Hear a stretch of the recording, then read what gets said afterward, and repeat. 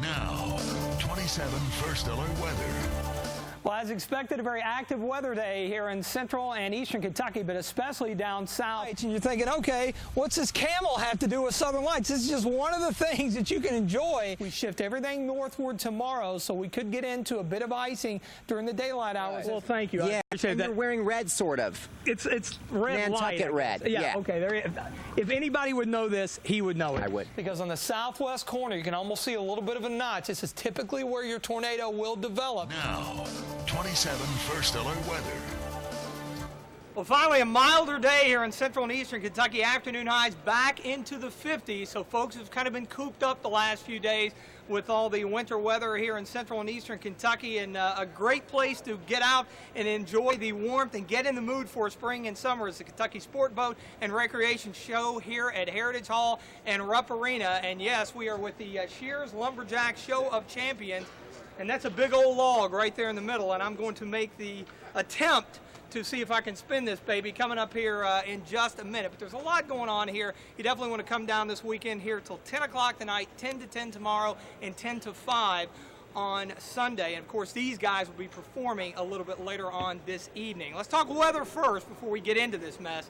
Live First Alert HD radar here, nothing going on. It's been quiet today. Lots of sunshine, and that southwest wind really kicking up. Temperatures still looking good. 52 here in Lexington. South wind at 9 miles per hour.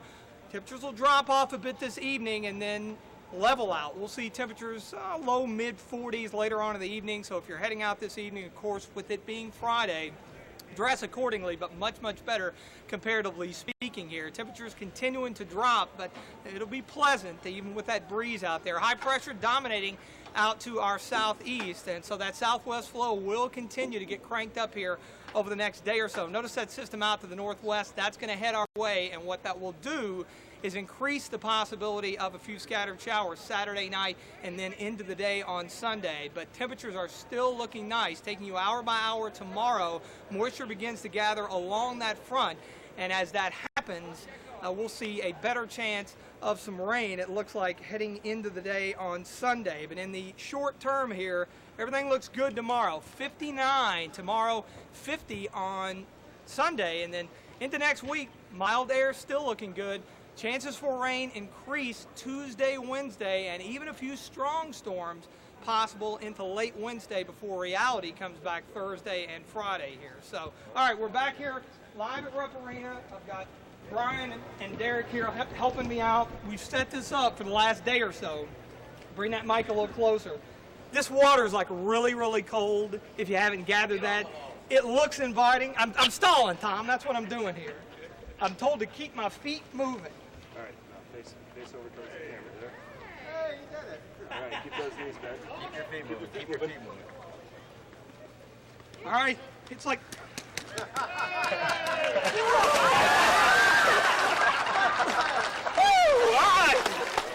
That's cold. It's shocking to the system. Anyway, these guys are going to be down here at the Shears Lumberjack Show of Champions, 8 o'clock tonight. They're at noon, 4, and 8 o'clock tomorrow, and then at 2 on Sunday. And, of course, you got everything else going on. Now, my question to you is, how do you do that more than 8 seconds? I mean, it's like riding a bull, only instead of getting stuck with the horns, you get this bitterly cold water. Yeah. It takes a while to learn. The best chance for people to learn is when they're young. When you're young, you don't weigh as much. I guess I missed my window. Yeah. But no, it takes a while to learn. Most people don't stay on for more than like 5 seconds. So I did okay. You did all right. Yeah, it was a good try. Can you get up and try it again? Good try. All right, let's try this here one more time. Although my legs are like numb all of a sudden. Oh, and I'm like dead weight too here.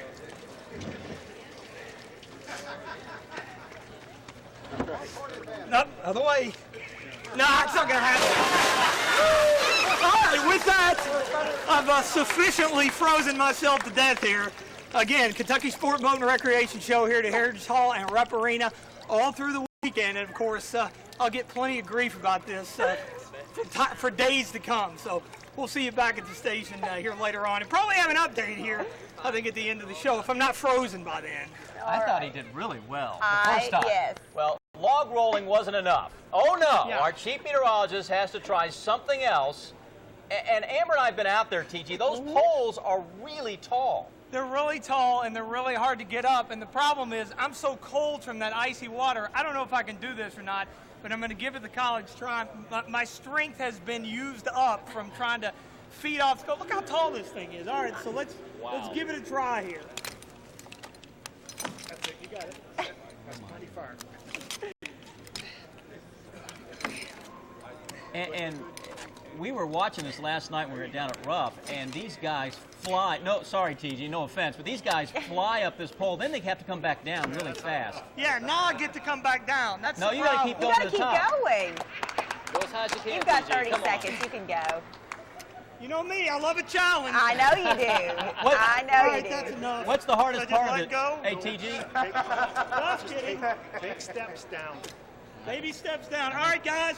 Kentucky Sport, Boat, and Recreation Show here at Harris Hall and Ruff Arena all weekend long. All right. We'll see you at 11. Yay.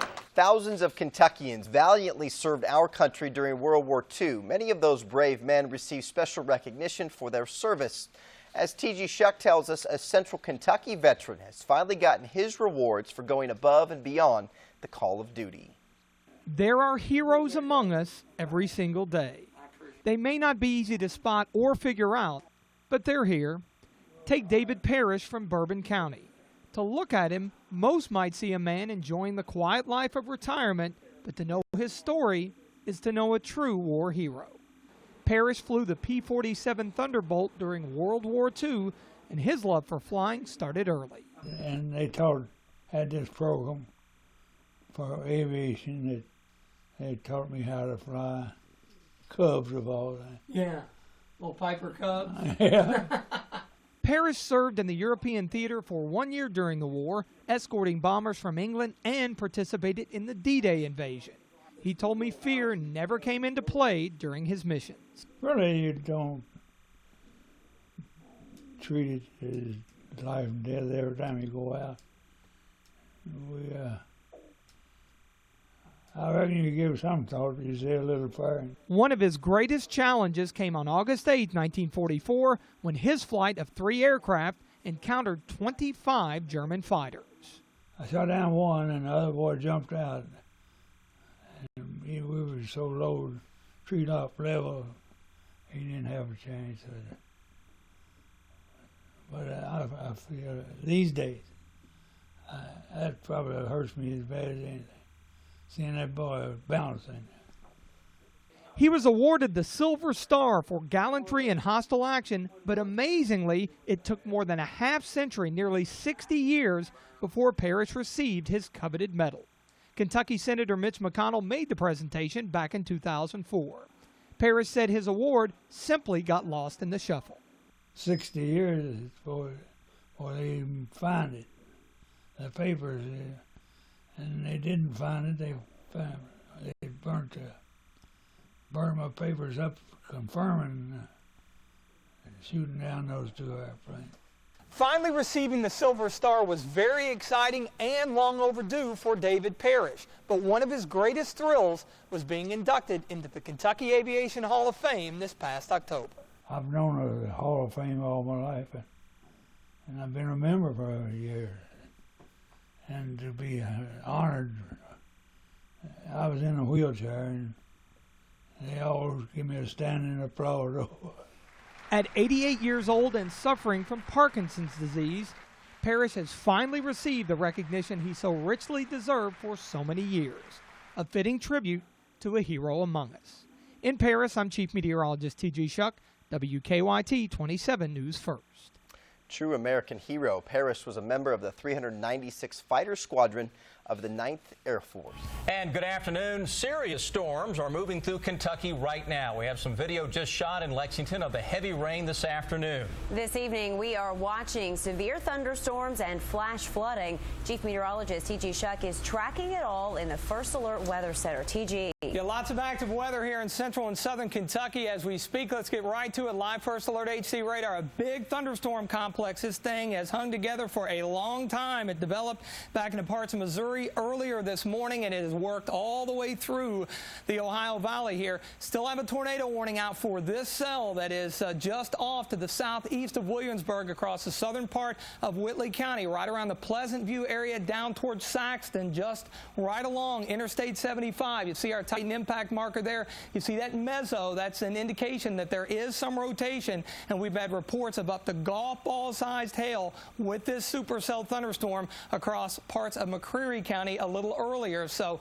eventually it is going to move through the southeastern part of Whitley County and head over toward Bell County. So if you're in southern Whitley County right now, you need to take cover, go to a basement. If you do not have a basement, an interior room, the lowest level of your home, that tornado warning goes until 5:15. Big problems in Laurel County, just south of London, down toward the Lilly community. You see the bright pink. That's usually a great indication that we've got some large hail. And with this particular cell, we could see upwards of golf ball sized hail. Also, probability of hail 100%, severe hail at 80%. So we've got severe thunderstorm warnings for a number of counties, Clay, Knox, Laurel, and Whitley. And also we've got flash flood warnings, which we'll show you here in just a second, for a number of counties. Also a new severe thunderstorm warning for parts of eastern Garrett and Madison County, including the city of Richmond. Just to the west of Richmond here, you see the pink. And again, the red Titan impact marker, maybe a little bit of broad rotation in this. So with this big thunderstorm complex,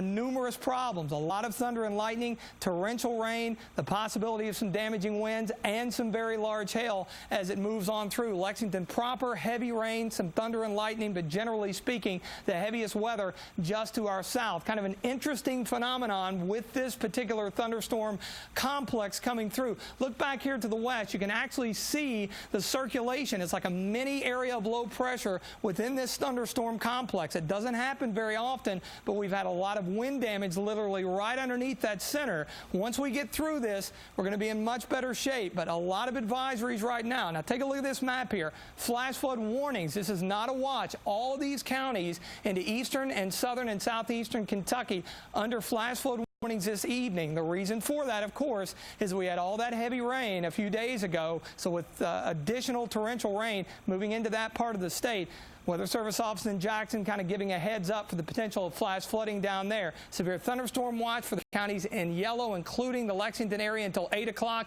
and a new tornado watch issued within the last half hour because of those isolated supercells down across southern and southeastern Kentucky. That tornado watch goes until midnight. So a lot of heavy weather here in central, southern, and eventually into eastern Kentucky. Of course, we'll continue to track these storms, and we'll have an update for you coming up in weather in just a bit.